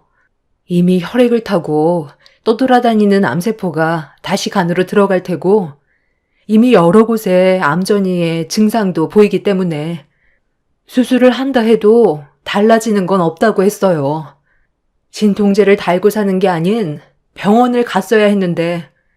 저 사람은 병원에 대한 불신이 너무 커서 약국에서 진통제만 쥐야장천 사서 먹었다니까요. 기적이라는 것도 어느 정도 희망이 있어야 바라볼 수 있는 거죠. 그래서 지금 너는 내 아들이 세상 떠나길 바라는 거야? 어쩜 조금도 슬퍼하질 않니? 10년 넘게 온갖 고생 다 하면서 살았는데 정도 없는 거냐? 저 사람이 그동안 저한테 어떻게 했는지 알아요? 정 떨어지게 만든 게 누군데요? 병원에서 차트가 저 사람 거랑 바뀌어서 제가 시한부 판정으로 오진을 받았었는데 그때 제 얼굴에 이혼 서류 던지더라고요. 시한부 인생 한 달 그거 못 기다려 주겠다면서 장례식장 비용 처리하는 것도 아깝다며 진료실에서 나오자마자 사람들 다 쳐다보는데 앞에서 저에게 상처되는 말을 거침없이 뱉었을 때 제 기분이 어땠을 것 같아요? 자기한테 가는 바라지도 말래요. 한 달이나 3달 똑같은 거 아니냐면서 하루빨리 세상 떠나버렸으면 좋겠다고 소리를 질렀을 때 제 가슴이 찢어지는 줄 알았다고요. 어머님 말대로 저희 10년 넘게 살았어요. 그럼 제가 아무리 싫어도 함께 살아온 세월에 정이 있는데 그런 식으로 말한 건 잘못된 거 아니에요? 그런데 제가 뭘 해주길 바라는 거죠? 저는 이미 저 사람한테 너무 큰 실망을 해서 어떠한 것도 도와주고 싶지 않아요. 저대로 세상 떠나도 눈 하나 깜빡하지 않을 거라고요. 그렇다고 어머님이나 아버님이 간이식 해줄 것도 아니잖아요. 내 사자 간이식 기다리는 것도 차례가 많기 때문에 그거 못 빠지게 기다리다가 결국 먼저 세상 떠나기 때문에 의미 없는 짓이에요. 그냥 주변 정리하게 놔둬요. 어머님이 그렇게 아끼는 아들 데리고 가시던지요. 저는 저 사람 얼굴 보는 것조차 소름 돋는다고요. 제 말이 끝나자마자 시몬은 제 뺨에 손을 올리려 팔을 들길래 그 자리를 서둘러 피했어요. 시몬은 순간적으로 이성을 잃을 뻔했던 걸 꾹 참아내더니 방에 들어가서 나오지 않는 남편을 밖으로 불러내려고 문을 두드리고 있었습니다. 하지만 남편은 아무 말도 하지 않고 있었죠. 시몬은 문 앞에 주저앉아 눈물을 흘리면서 자식이 부모보다 먼저 떠나면 되겠냐고 분명 방법은 있을 거라며 지푸라기라도 잡아야 되는 거 아니냐고 남편이 치료받길 원하고 있었습니다. 하지만 남편은 돌아가라는 말만 할 뿐 더 이상의 대답은 하지 않았습니다. 본인이 힘들게 쌓아왔던 모든 것들이 한순간에 무너지게 됐으니 그에 따른 충격이 얼마나 크겠어요. 저도 비록 차트가 바뀌어서 오진을 했었지만 처음 시한부 선고를 받았을 때 모든 걸 다 잃은 듯한 느낌이었거든요. 시부모는 나중에 다시 오겠다면서 집으로 다시 돌아갔고 한참 동안 집안에 정적이 흐르다가 남편이 조심스럽게 문을 열며 밖으로 나왔어요. 아이를 돌보며 집안일을 하던 저는 남편이 밖으로 나왔어도 모른 척 제 할 일을 하고 있었는데 갑자기 저에게 무릎을 꿇더니 오열을 하며 용서를 구하고 있었어요. 남편은 저와 살면서 처음으로 자신의 잘못을 인정하던 순간이었죠. 눈물로 범벅이 된 얼굴을 들더니 사람은 누구나 한 번의 기회는 줘야 하지 않겠냐며 저에게 부탁을 하고 있었어요. 여보, 내가 그동안 당신한테 했던 몹쓸 짓들 정말 미안해. 상처도 많이 받았을 텐데 그래도 남편이라고 옆에 있어줘서 너무 고마웠었어. 겉으론 표현 안 했지만 속으론 항상 당신이 옆에 있어줘서 든든했었다고. 원래 소중한 사람이 옆에 있을 땐 그 소중함을 잘 모른다잖아. 떠나가고 나서야 알게 된다며. 나도 마찬가지야. 내 인생이 막을 내리게 될 걸 알게 되니까 당신이 나한테 얼마나 중요한 존재였는지 이제야 알 수 있겠더라고. 나한테 한 번만 기회를 주면 안 될까? 사람 일은 모르는 거잖아. 1%의 기적이라도 바라봐야 하지 않겠어? 당신이 나한테 간 이식을 해준다면 남은 인생 당신을 위해 살아가도록 할게. 그러니까 지금 내 앞에 무릎 꿇은 게 간 때문이야? 당신이 살고 싶어서 내 몸속에 있는 간을 원하는 거냐고. 미안하지만 이미 나는 당신의 가면 쓴 얼굴을 봐버렸기 때문에 어떠한 말을 해도 들어줄 생각 조금도 없어. 어차피 세상 떠나는 거 그냥 마음 편히 모든 걸 내려놔. 남은 며칠간만이라도 행복한 삶을 살고 세상 떠나면 되는 거잖아. 사람은 누구나 다 떠나게 되어 있어. 평생 살아갈 수 없는 거라고. 누가 먼저 가냐 그것뿐이야. 어차피 나도 한 30년 정도 있다가 당신 곁을 따라가겠지. 그래도 내 딸 결혼하는 건 봐야 하지 않겠어? 당신이 좋은 아빠였다고 말은 해줄 테니까 그런 걱정하지 마. 더 할 말 없는 거지? 그리고 나 당분간 친정에 가 있을 거야. 애 보면서 집안일에 당신까지 보살펴줄 체력이 안 돼. 내 몸 내가 관리해야지. 안 그래? 도움이 필요하면 당신 어머니한테 전화해. 남편은 저에게 손이 발이 되도록 빌면서 간이식을 해달라며 더 살고 싶다고 했지만 저는 그 말을 들어주지 않았어요. 1%의 기적을 바라고 간을 이식해 준다 한들 만에 하나 나중에 좋아졌다 해도 남편은 저를 또다시 무시할 거고 온갖 상처를 다 주겠죠. 사람 고쳐 쓰는 거 아니라고 들었어요. 그래서 저는 남편한테 어떠한 도움도 주고 싶지 않습니다. 있을 때 잘해야 된다는 말이 있잖아요. 남편이 저를 진심으로 사랑했다면 저 또한 남편이 부탁을 하지 않았어도 제 간을 떼어줬을 겁니다. 하지만 병원에서 저희 부부의 차트가 바뀌었을 때 저를 바라보던 시선과 이혼 서류를 챙겨왔을 때의 행동들을 절대 잊을 수가 없어요. 남편은 저를 인생의 동반자로 보는 게 아닌 고물상에서 무급으로 일해줄 사람을 원했던 것 뿐이었습니다. 지금 현재 남편은 건강이 급격하게 안 좋아져서 병원에 입원 중이라는 말을 들었어요. 시모는 서로 안 좋은 관계였어도 부부 사이였는데 마지막 가는 길은 봐야 하지 않겠냐며 전화를 했네요.